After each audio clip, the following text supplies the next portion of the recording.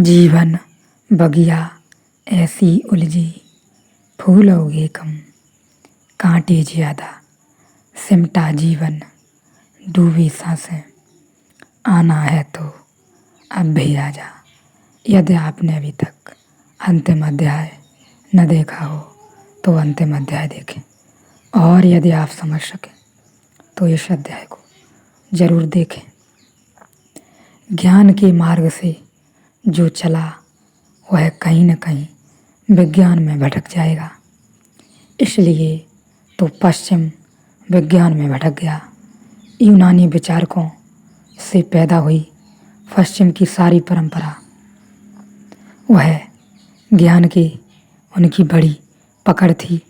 अरस्तु, प्लेटो, तर्क और विचार और ज्ञान जानना है, जानकर रहेंगे। उस जानने का अंतिम परिणाम हुआ कि अणुबम तक आदमी पहुंच गया। मौत खोज ली और कुछ सार न आया। पूरब प्रेम से चला है तो हमने समाधि खोजी, हमने कुछ अनूठा आकाश खोजा जहां सब भर जाता है, सब पूरा हो जाता है। अब तो पश्चिम परेशान है, अपने ही ज्ञान से परेशान है। अल्बर्ट आइंस्टीन मरने से पहले कहकर मरा है कि अगर मुझे दोबारा जन्म मिले तो मैं वैज्ञानिक न होना चाहूँगा, कतई नहीं। प्लम्बर होना पसंद कर लूँगा, वैज्ञानिक होना पसंद नहीं करूँगा। बड़ी पीड़ा से मरा है कि क्या सार है, जानने का क्या सार, होने में क्या सार। जो भी जाना गया सब आसार है। प्रेम भी जब तक झुके नहीं तब तक भक्ति नहीं बनता। ज्ञान भी अगर झुक जाए तो ध्यान बन जाता है, लेकिन ज्ञान झुकने को राजी नहीं होता। प्रेम झुकने को बड़ी जल्दी राजी हो जाता है।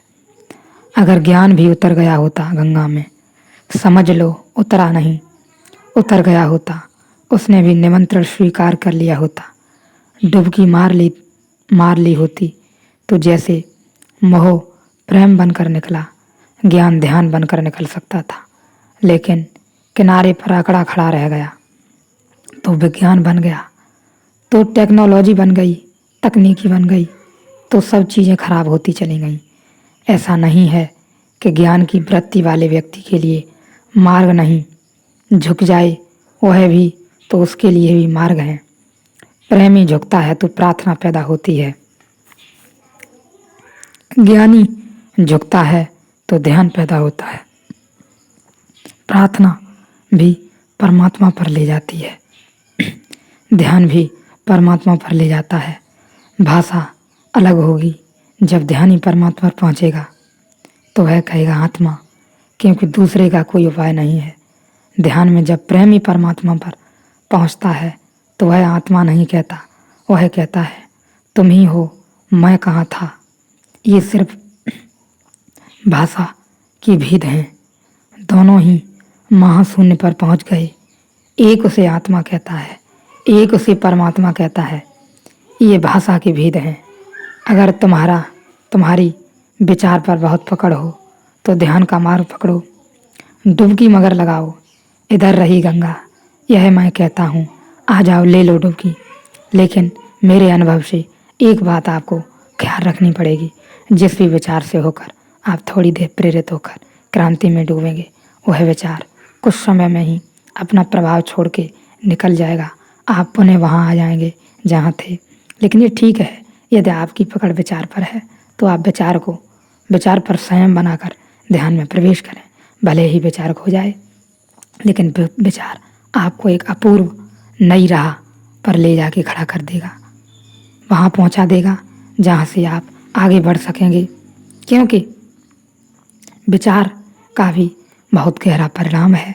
लेकिन अंततः मैं यही कहना चाहता हूँ कि जब आप ध्यान में लीन होंगे तो विचार स्वतः जो भी विचार आपको पहुँचा देगा वह विलीन होने लगेगा। फिर भी ठीक है, यदि कोई विचार आपके भीतर आया है कि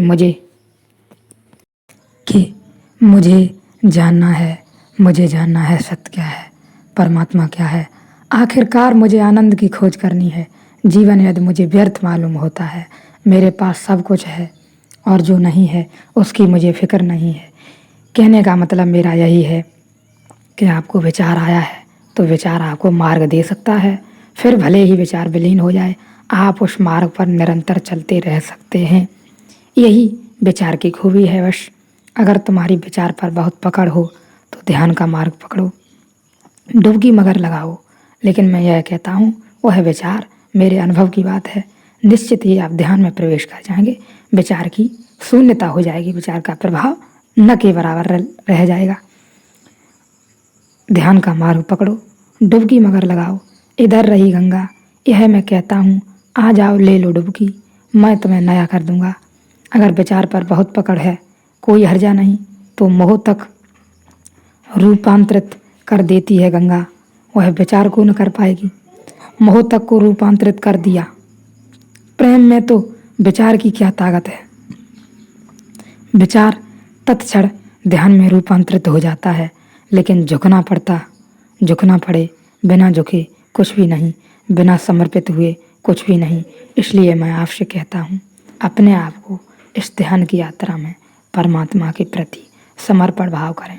छोड़ ही दें आप बिल्कुल, ना ही आप सत्य से घबराएं, ना सत्य से, ना पुण्य से, ना पाप से, क्योंकि हमारा मन जो है ये सदियों से यही करता रहा है। धन, पद, प्रतिष्ठा और जो भी नाम बातें हैं, यह सदियों से यही करता रहा है। और इसके जो वर्तुलाकार की छाया है, वही दो चार छह बातें जो बहुत गहराई में इसके लिपटी हुई हैं, जो हमें बार बार बाहर ध्यान से खींच ले जाती हैं। मेरा अनुभव है, मैं आपको बताना चाहता हूँ, जो बातें हमें बार बार बाहर खींच ले जाती हैं, गहराई में पहुँचने के बाद हमें बाहर उलीच कर खड़ा कर देती हैं, वे वही बातें हो सकती हैं। आपका घर परिवार, धन, पद, प्रतिष्ठा, वैभव इत्यादि कुछ भी, और यह सब झूठ है और यह बर्तुल हमारे मन का बनाया हुआ ही है। इससे हमारी आत्मा को कुछ भी लेना देना नहीं, या हम ऐसे कहें इससे हमारा भी जरा कुछ लेना देना नहीं। फिर परमात्मा का कैसे हो सकेगा। तो हमें केवल समझना होगा, और विचारों की ध्यान की यात्रा में एक सीमा तक उपयोगिता है, फिर उसके बाद कोई उपयोगिता नहीं। यदि आप ध्यान में गहरे डूब गए तो विचारों का फिर कोई मूल नहीं रह सकता। ऐसा मैं कहूँ, जैसे आप कोई कोरे कागज़ पर कुछ लिखें और उसे मिटा दें।